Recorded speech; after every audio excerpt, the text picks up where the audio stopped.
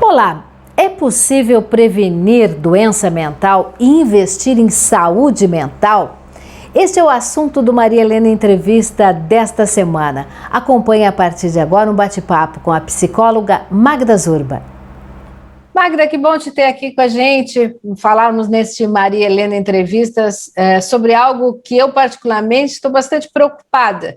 E até recentemente fiz umas postagens sobre o assunto e algumas pessoas até acharam que eu estava muito alarmista e prevendo aí uma outra pandemia. Não é o caso. O que eu quero que você me ajude agora nesse espaço, é a gente chamar a atenção das pessoas para essa necessidade de prevenirmos, se é possível ainda prevenirmos, porque a gente está aí num ano bastante tenso, de ansiedades, de medos, de imprevisibilidade, enfim, tudo nos gerando, e eu coloco nos, porque é assim que eu me sinto, acredito que muitas pessoas também, com bastante ansiedade. Podemos prevenir que um mal maior aconteça e que a doença mental realmente se instale na gente? Oi, que bom estar aqui contigo e poder falar desse assunto tão importante para a sociedade, né? Principalmente nos tempos atuais, assim, agradeço a confiança e vamos lá, né? O que eu acho muito importante a gente lembrar é que saúde mental, ela é como se fosse um chipzinho, assim, um chip que mora dentro da gente e que a gente não presta atenção que ela existe. Sim. E ela acaba sendo a base de tudo na nossa vida. Tudo. Não vamos falar só da pandemia, então, para não ser alarmista, para dizer, é por causa da pandemia. Sempre foi a saúde mental o alicerce da nossa casa, mas a gente muitas vezes não observava isso, porque o dia a dia era mais corrido, no sentido de estar na rua, transporte, muitas pessoas perderam o emprego, agora tem mais ócio, né, mais tempo para pensar nos problemas também, então a gente tem outros tipos de problemas derivados da pandemia, mas a saúde mental sempre foi a base das nossas decisões, das nossas inquietudes, das nossas bases para todos os processos da vida da gente. E se você observar uma pessoa que tem muito sucesso na vida, tem gente que diz, essa pessoa teve sorte, mas não é só sorte, né? Não é só sorte, porque a gente tem estudos mostrando que pessoas que ganharam milhões em loterias, em BBB, né, Big Brother, ou não sei o quê, essas pessoas, muitas perderam tudo.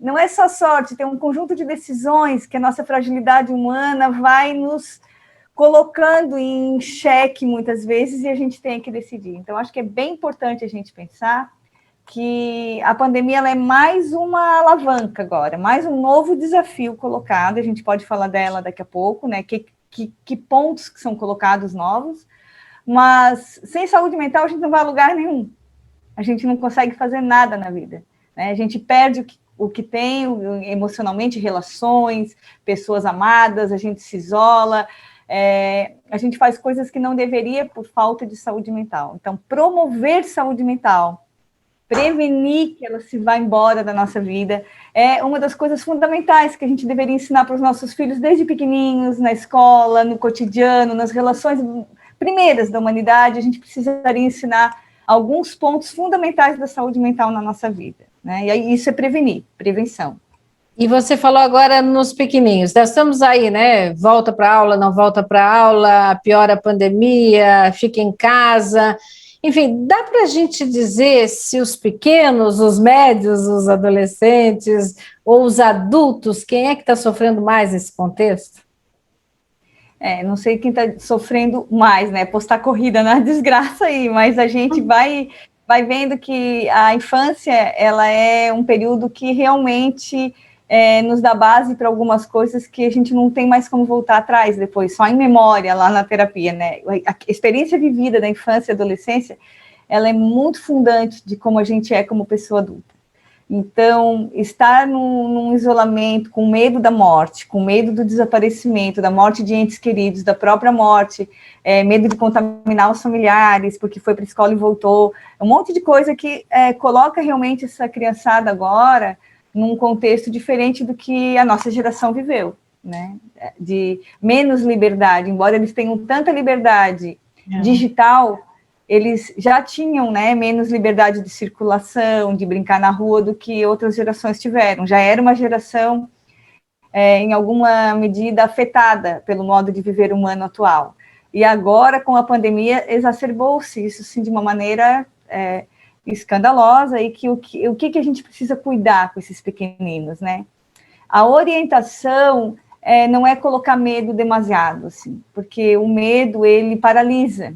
Não é uma boa saída, gente, para assustar. Então, você não pode passar Covid para sua avó, que mora com a gente. Então, você, quando for para a escola, isso, aquilo, coloca tantos medos, né? A gente pode orientar, conversar, explicar da máscara, explicar do álcool, etc. E tal. Mas, assim, essa coisa acusatória de que, porque você, nessa geração, vocês são novos, vocês não têm sintomas, o mais velho que tem um discurso aí ao redor, que também coloca a criançada numa situação muito ruim de desenvolvimento emocional. Quase vilão, né? Quase vilão, né? Se sente um vilão na historinha. E eles não têm culpa de não sentir... Quem tem, né? Sintomas, né? Ele tem menos sintomas do que os mais velhos.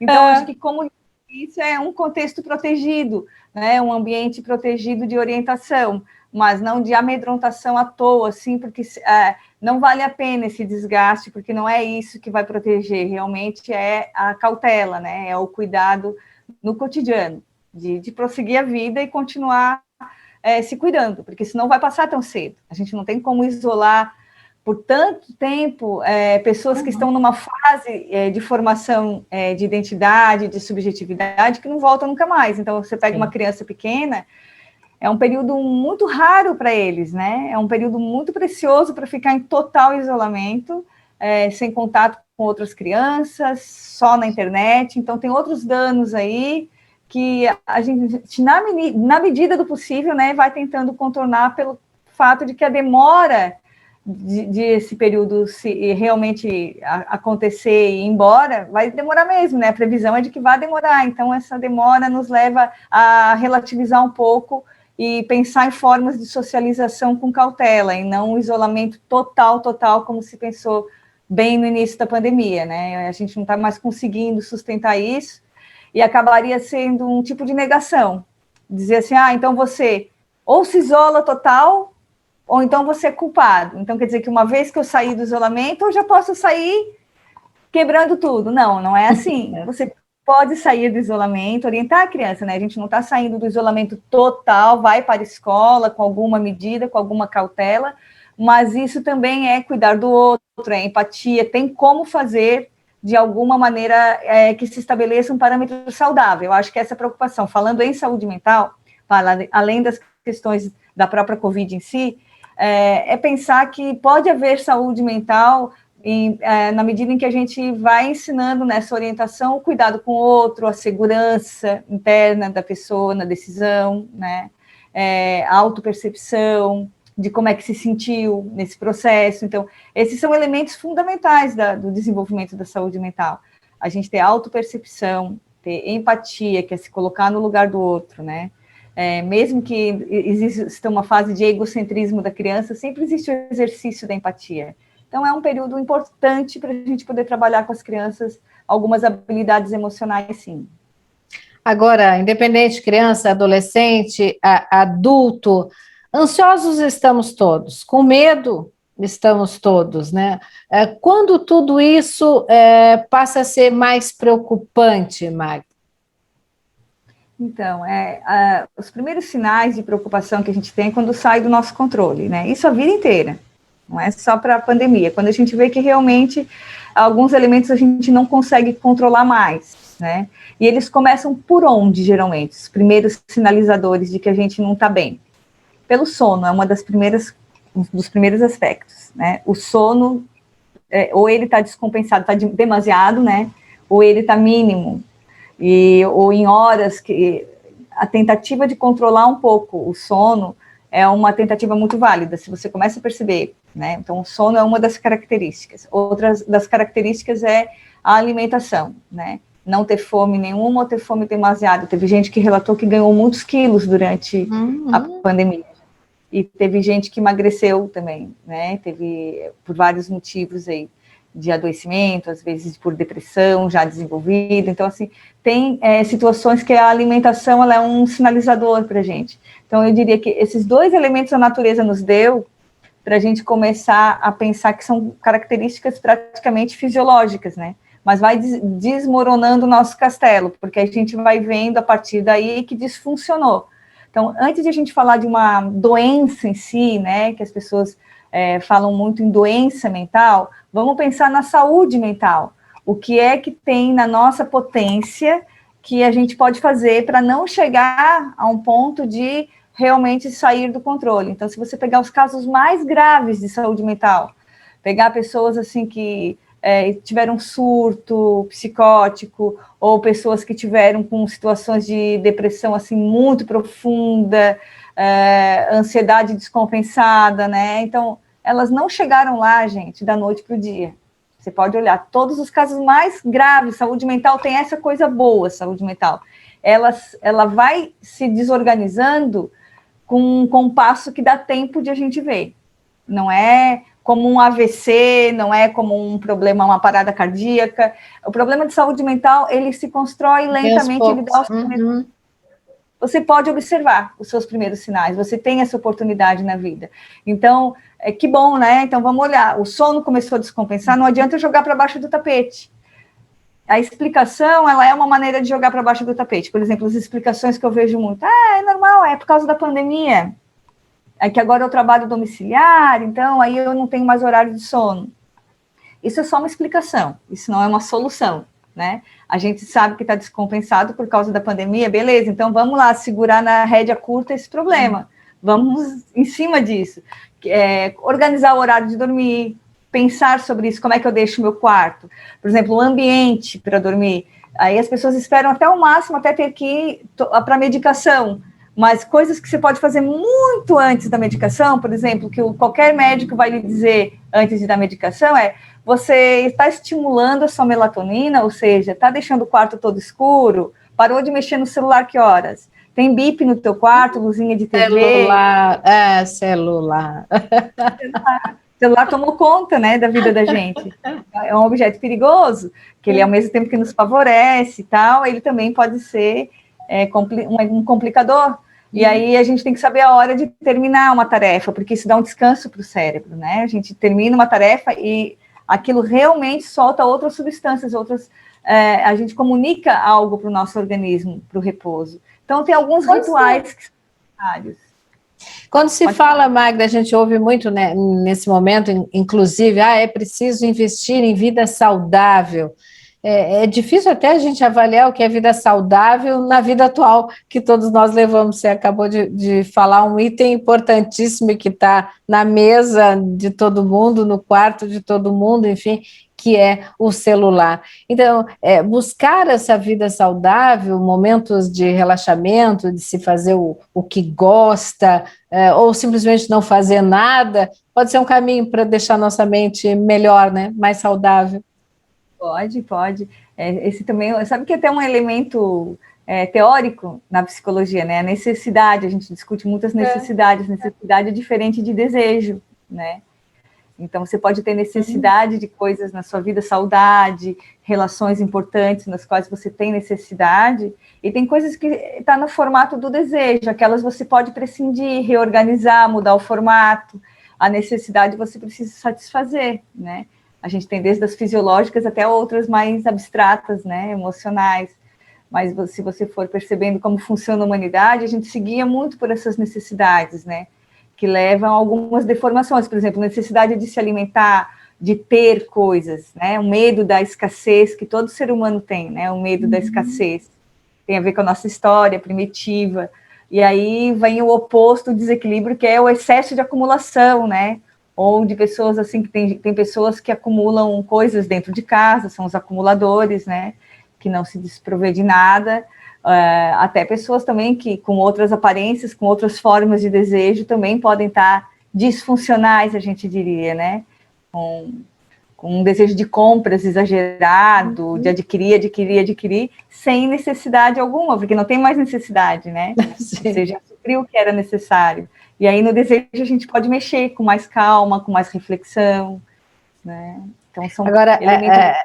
a gente pode falar como é que a gente pode avaliar a questão da gravidade, uma ansiedade num momento de pandemia, como nós estamos vivendo, a gente pode dizer que é normal, a gente já tem que se preocupar, a gente vive realmente num momento em que temos que tomar esse cuidado, porque assim que a pandemia passar, e vai demorar, a gente tem que ter consciência disso, né? Até tudo se estabilizar, e tomara que seja o mais rápido possível, mas a gente tem que continuar se cuidando, enfim, e até toda essa imunização acontecer.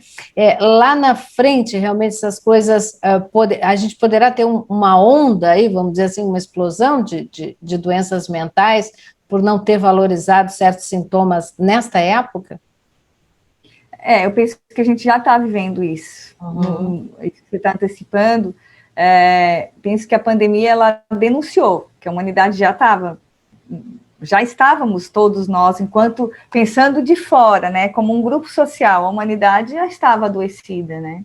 Então, a gente vai ver que no tempo dos nossos avós, bisavós, não se falava tanto em depressão, ansiedade, então o ritmo era outro. A minha mãe não acredita, tá? Minha mãe tem 93 anos, ela não acredita. Não, isso não existe. O Covid, ela não acredita? Não, a depressão. Ah, tá, na depressão. Porque para eles isso realmente não existia. Então a gente foi produzindo um modo de viver que produz sintomas, assim, né? Então a gente está vivendo um lastro, né? E a herança da pandemia, eu acho que talvez tenha uma coisa boa nisso tudo da pandemia. É dar visibilidade a algo que já estava ali, né? Então eu penso assim, a velocidade que as coisas aconteciam, sem o medo da morte, sem o medo da interrupção, nos levava a gastar vidas a todas. Eu te digo, sabe por quê, Maria Helena? Assim, a gente via pessoas em leito de morte, né? Em muitos trabalhos até na universidade, a gente com psicologia hospitalar, psicologia da saúde, atende pessoas que, assim, na finitude, passa pelo processo de atendimento psicológico, por alguma doença crônica, terminal, alguma coisa que leva a algum atendimento. E as falas das pessoas são as mais, assim, de aprendizagem, modifica a nossa maneira de ver o mundo, né? Que, assim, eu nunca tinha pensado tal coisa, eu nunca tinha parado para pensar. Então, a pessoa, quando chega no fim da vida, numa maneira natural, que tem esse tempo de pensar mais longamente, né? Essas pessoas, elas nos relatam o quanto viveram apressadamente e que não tinham tempo de parar para pensar sobretudo, por exemplo, as relações que eram importantes, né? Às vezes as coisas mais preciosas a gente deixava por último. Relações pequenas com filhos, com os pais, com os amigos mais íntimos, porque nunca tinha tempo, né? Nunca tinha tempo. E eu acho que a pandemia trouxe esse freio necessário, a saudade de agora não poder encontrar quem mesmo, quando você nunca via mesmo, mas agora você quer ver. Então, tem coisas que acabam mudando o tempo, né, o time do relacionamento das pessoas. Então, algo que pode vir como positivo para a sociedade, essa parada para pensar. Mas se a gente não aproveitar essa parada para pensar, realmente, eu acho que o que vai acontecer é que a gente sai muito machucado, né? Muitas pessoas vão sair muito machucadas desse momento, inclusive porque a gente está vivendo uma recessão econômica, né? Mundial e no Brasil também, e é um período muito difícil na recessão econômica. Em todos os momentos da história da humanidade, houveram muitas mudanças depois, né? Se a gente pensar as pós-guerras. Então, a gente está vivendo um momento similar, em que as pessoas estão tendo reflexões que não tinham tido antes, né? Agora, o que cada um vai fazer com isso é uma nobre tarefa, que não pode ser ignorada, né? A pior coisa que a gente pode fazer com saúde mental é jogar para baixo do tapete, porque aquilo vai aumentando. Como eu tinha dito antes, a saúde mental, ela não se perde da noite para o dia, mas também muitas pessoas não aproveitam a oportunidade na trajetória para ir se repensando e se trabalhando, vendo as coisas que gostam, as coisas que não gostam. Por exemplo, eu escutei depoimentos durante essa pandemia de pessoas que vão mudar de emprego, que vão trocar totalmente de função, né? Umas porque foram demitidas mesmo, né? Teve situações assim, mas teve pessoas que não foram, que eu conheci em situações aí pela vida afora, que pararam para refletir sobre o que queriam da vida. né? Que houve um tempo de... Há uma lacuna, um lapso, para todo mundo houve, de algum jeito, um momento de reflexão. E tem pessoas que optaram por novas maneiras, às vezes muito alternativas e inacreditáveis, de recomeçar outros caminhos, né? Então, cada um vai vendo o que é possível fazer nesse momento. Mas a gente tem que se colocar para pensar, para esse trabalho interno, que não é fácil também, né? A gente sempre quer fast food, uma coisa pronta. Logo o que é para fazer que eu não quero parar para pensar, né? Mas é muito importante pensar, e porque sair dessa, né? Com essa possibilidade de continuar a vida, que é o que todos nós queremos, sem uma mudança positiva, né? A gente tem que tirar, como você diz, algo positivo de tudo isso que está nos afligindo tanto. Vamos falar de sinais de alerta? O que você acha? Pode ser, sinais de alerta, né? Até porque os sinais de alerta que nos levam a gente a tomar conta da situação. Primeira coisa, antes de falar de sinais de alerta, eu queria dizer assim, em primeiro lugar, lembre que você é o cuidador da sua própria saúde mental. Porque a sociedade tem muito costume de terceirizar tudo. Você tem um problema de cano, chama o encanador. Problema elétrico, chama o eletricista. Ah, é a professora que vai ensinar a aprendizagem do meu filho. A gente sempre tem alguém que vai fazer pela gente. Se a gente tem um problema de saúde, vai logo procurar um profissional. E felicidade também, né? Felicidade a gente cobra do outro, né? Cobra do outro, ou bota a culpa em alguém, ou vai no shopping comprar coisa. Inventa coisas para ser feliz, né? E aí, assim, é de fora, que eu digo, a gente coloca fora. Então, acho que essa proposta, assim, de a gente trazer alguns sinalizadores, considerando que a pessoa se sinta capaz de observar e ir atrás de algumas soluções, né? Então, assim, um dos primeiros sinalizadores eu já falei, né? Então, não vou me repetir, não vou parar muito neles, que era o sono e a alimentação. Agora, existem outros, né? Por exemplo, o desinteresse, o desânimo total por qualquer coisa, não tenho interesse em nada. E eu não era bem assim antes, né? Considerando que eu não fosse assim antes, ou que eu até não era muito animadinha, mas agora tá demais, né? Não tem mais sentido, não tem mais para onde ir. Então, esse é algo que não se resolve da noite para o dia também. Mas aí você precisa saber que é com você.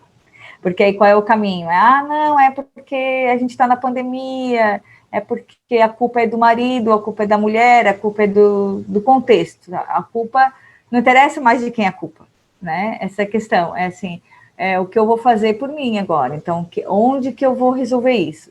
A classe média, média alta, tem mais acesso a produtos pagos, né? E aí vai lá muitas vezes e consome psicoterapia. Vai lá, eu tenho o direito de comprar um produto. No SUS, a psicoterapia está muito escassa, inclusive por causa do momento da pandemia, né? Há uma restrição de volume de pessoas circulando nas unidades básicas de saúde, hospitais e tal. Então, como que essa pessoa simples, muitas vezes, que não tem o acesso financeiro faz? Ela não procura, ela vai esperar aumentar muito até ter medicação. Então, é isso que eu estou dizendo. Isso que eu estou falando vale para todo mundo, gente. Vale para o muito rico, vale para o muito pobre. Lembre-se, não adianta ser muito, muito rico e você achar que vai estar solucionado. Às vezes a pessoa que não tem recurso financeiro diz assim, mas eu não tenho dinheiro para pagar terapia. Claro que terapia seria ótimo, e ótimo que tivesse bastante disponível no SUS, né? Seria bom. Mas a gente sabe que existem algumas coisas que a gente pode fazer pela gente. Por exemplo, se você pensar o próprio Michael Jackson, que era um homem milionário, né, bilionário, ele não morreu de outra coisa a não ser problemas emocionais, se vocês lembrarem, ele tinha dores no corpo e tomou medicação para dor até não aguentar mais, ele pediu por socorro a vida inteira através de medicação para dor, que é muito semelhante ao nosso paciente de fibromialgia, que tem dores pelo corpo, associado a questões emocionais. E aí a pessoa simplesmente acha que, não, mas se eu fosse rico, estava resolvido. Então, a primeira coisa que eu queria quebrar é esse modelito, que assim, depende muito mais nesse momento de você ir atrás de algumas situações. Inclusive, existem atendimentos de urgência públicos hoje abertos, tá? A gente tem o SAPS da Universidade Federal de Santa Catarina, que o telefone posso dar aqui, Maria Helena? Por favor, já vou anotar aqui para pôr aqui nos créditos para todo mundo ter acesso. Diz aí. É 3721-9402, não sei se pelo telefone vão estar atendendo. 3721-9402. É o telefone do SAP. É um serviço de atenção psicológica. Eles atendem remotamente, virtual, tá? No momento da pandemia. E eles vão atendendo, dando a escuta de emergência, de urgência. Se alguém está com muita dificuldade de reorganizar esses planos, pelo menos 1, 2 sessões, algum momento de acolhida, não vai ser a psicoterapia a longo prazo, tá? Mas ali se pode encaminhar algumas situações, inclusive para a psicoterapia, se pensar onde que pode fazer gratuitamente na cidade. Tá? Como então, profissional da área, como profissional da área, tu vê exatamente essa necessidade para um futuro que Deus queira bem próximo, o próprio sistema de saúde do país se volte um pouco mais para essas questões, já que a gente vai ter, sem dúvida alguma, uma relevância maior desses casos? Sim, o problema é o reconhecimento, é que eu vejo que no Brasil existe talvez uma falta de cultura, né, geral, em reconhecer a saúde mental como parte dos problemas que nós temos. Por exemplo, quanto maior é a saúde mental de uma sociedade, menor é a violência dessa sociedade. Uhum. Então, o Brasil já escandalizou, né? Se a gente pensar em termos de Brasil, nos falta tanta saúde mental, que aí gera essa violência no trânsito, a violência urbana, assalto, por coisas banais se mata, né? E você pensa, mas por que chegou nesse ponto que alguém puxou uma arma para o outro, né? Então, a que ponto chegamos de falta de saúde mental? Os feminicídios, né? Os feminicídios que estão aí todo dia nas manchetes. Aí a gente agora está com projetos, né, de trabalhar com mulheres, empoderamento de mulheres, para que se reconheça, porque a gente não consegue curar a sociedade toda de uma vez, né? Ou a psicoterapia no 1 a 1 não vai resolver tudo. Agora, se houvesse um grande investimento de se reconhecer, por exemplo, que muitos casos não são de repressão de violência pública, né? Só de repressão. Alguns casos, a gente vai ver que são casos de segurança pública, mas muitos casos que se tornam casos de polícia eram, na verdade, na base, foram muito sinalizados, né, tragédias anunciadas, como casos de feminicídio, por falta de saúde mental. Então, às vezes, uma mulher pode perceber, quando ela está entrando numa situação de pouca saúde mental, com um parceiro violento, ela não precisa esperar que a humanidade toda se cure, ou que o Brasil crie uma política pública perfeita, e que estamos muito longe disso, né, para que a gente consiga orientar, né, a educação masculina numa outra direção. Então, tem coisas aí que a gente precisa ir se apoiando mutuamente nas bases, aí por isso que eu falo tanto na psicoterapia, mas essa é uma saída quase individual, não seria o ideal, né? A gente indo para a parte, depois a gente vai para o todo para ver, a gente vê como é um problema geral. E isso também nos alivia um pouco como pessoas, né? Porque você que está aí vai pensar, pô, então não sou só eu. E é verdade, não é só você. Né? Todo mundo tem sofrimento de saúde mental. E só que como a gente não tem como resolver isso, assim, magicamente na sociedade como um todo, se fala muito em trabalhos individuais, aí as pessoas se sentem estigmatizadas. Ai, eu não preciso de psicoterapia, eu não tenho problema. Não é você que tem problema. Todos nós temos, e nós somos reflexos de uma sociedade neurótica, acelerada, que não pode parar um minuto, que agora o problema econômico ficou enorme por conta dessas paradas que tivemos. Isso denuncia o modo como nós vivemos velozmente, né, sem tempo para viver as coisas básicas do dia a dia. Então, não é eu sozinho que sou fracassado, né? Lembre-se sempre disso, assim, o cuidar do indivíduo, do singular. É como você plantar uma sementinha para ajudar a fortalecer o todo, na verdade, mas não é que esse singular seja pior do que os demais. Às vezes é aquele que primeiro percebeu, inclusive, está mais evoluído em termos de autopercepção. Porque a gente ter autopercepção das nossas dificuldades é um sinal imenso de maturidade, procurar ajuda, conseguir se trabalhar e ir atrás disso. Então, os sinalizadores que você tinha pedido também exigem que a pessoa, para ela perceber os sinalizadores, né, exige que ela tenha autopercepção, abertura para enxergar isso tudo. Que as pessoas, o maior problema é que a maioria das pessoas dizem, não tem problema, não quero saber disso, não tenho tempo para isso é bobagem.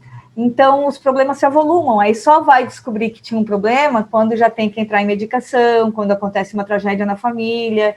Tem pessoas que só descobrem que tinham um problema de comunicação, de afeto em casa, quando um filho mais jovem comete um ato grave, infracional, ou de violência contra si próprio, né? Está muito acontecendo autolesão em meninas adolescentes, então muitos pais nem sabem, né? E assim, acham que está tudo bem. Não, eu não tenho problemas, eu não quero falar disso. Mas é um todo, né? Como uma família funciona, como a comunicação interna funciona, para que as coisas funcionem, né? Então não é o pior, uma ignorância maior ainda é quando usa a expressão, isso é coisa para louco, eu não sou louco, né? Pior ainda. Isso é fruto de um preconceito antigo, né? Negação. Isso aí, e ainda está muito presente na sociedade. Então, assim, isso está caindo por terra com a nova geração. Fico muito feliz de ver a procura de gente muito nova buscando ajuda psicológica, se pensar, né, se elaborar. Então, isso é legal. Acho que a gente está numa caminhada de abrir um pouco mais esses caminhos. Mas ainda estamos muito no início, né? Muito no início. E eu temo realmente pelo que vem pela frente, por isso que eu fico promovendo esses encontros assim para a gente conversar, alertar, dentro do possível, fazer o nosso papel, nós próprios nos conscientizarmos e buscar essa conscientização do outro. Então, para a gente...